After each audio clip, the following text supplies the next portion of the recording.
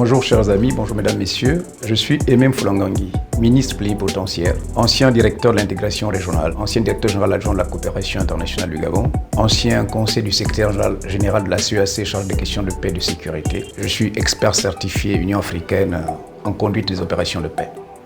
Je suis Jean-Louis Kombila, ministre plénipotentiaire, ancien premier conseiller au Liban, ancien consul général du Gabon en France et ancien conseiller du président de la République. Oui, Franklin Makanga, je suis ministre plénipotentiaire, ancien ambassadeur, représentant permanent adjoint du Gabon près des Nations Unies à New York. Nous sommes là pour avoir une belle conversation et nous espérons que cette conversation va éclairer les uns et les autres sur ces questions-là.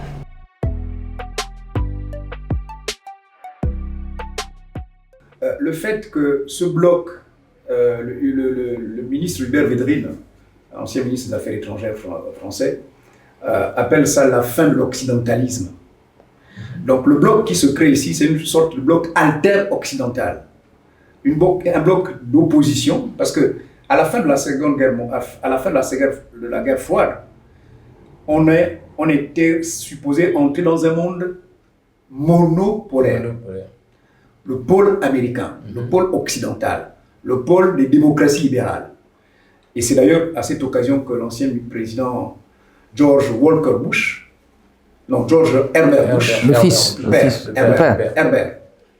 Bush avait théorisé le nouvel ordre international, à la faveur duquel les États-Unis avaient constitué une coalition qui avait dégagé l'Irak, le Saddam Hussein du Koweït quand il avait tenté de l'envahir. C'était pour la première fois, après 45 ans de paralysie du Conseil de sécurité des Nations Unies, c'était la première fois que le Conseil de sécurité réunit l'unanimité contre Saddam Hussein.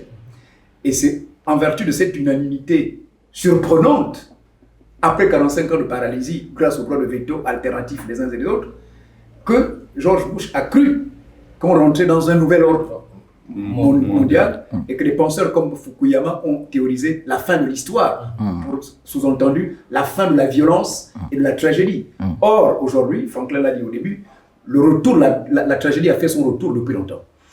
Et la tragédie a fait son retour depuis longtemps, non plus dans ce monde monopolaire, parce que ce monde monopolaire, ayant triomphé du messianisme, au communisme, s'est fissuré à l'intérieur, en son sein, avec l'émergence des puissances régionales, dont l'Inde, la Chine, le Brésil, pourquoi pas, disons-le d'une certaine manière, l'Égypte du côté africain. Donc, on est dans ce monde multipolaire où l'équilibre n'est plus assuré, et à partir de ce moment-là, l'Occident, qui a été pendant 5 siècles quasiment le centre de la diplomatie, le centre de l'action internationale, n'est plus ce centre-là. Le centre, il va vers le Pacifique, notamment autour des puissances indo-chinoises. Je vous rappelle quand même que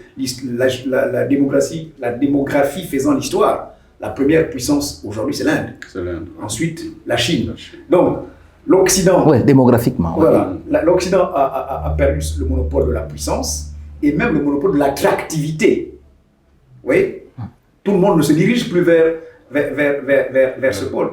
Et la Russie, dans la guerre russo-ukrainienne, joue bien de cela pour mieux isoler l'Occident, pour mieux, j'allais dire, clouer le dernier clou sur le cercueil de la puissance toute occidentale. Oui, je crois que oui.